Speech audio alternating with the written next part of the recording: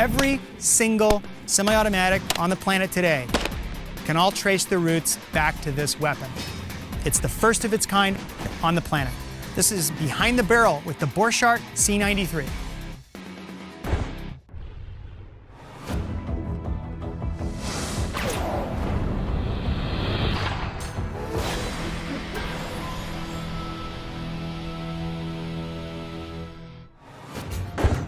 This is the Borchardt C93, named after Borchardt, who invented this. Borchardt came up with this concept in the late 1890s. That's why it's called the C93. It's innovative for a lot of reasons. Number one, it's semi-automatic. Everything before this was, for the most part, a revolver.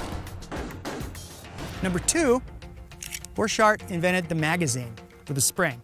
There were other box-fed magazines for other weapons prior to this, but this was the first time a spring-loaded magazine was inserted into the grip of a weapon and designed to shoot semi-automatic. And number three, he invented the semi-automatic pistol cartridge.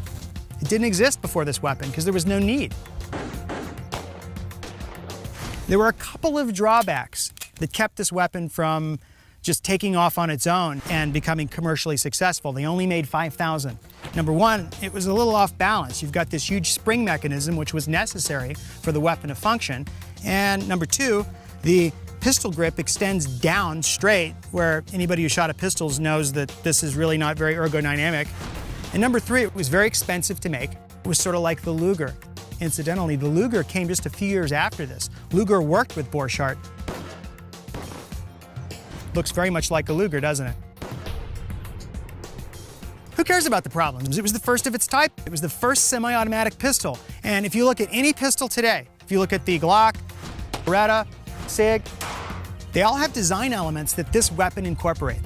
And every single semi-auto today can trace its roots back to this weapon.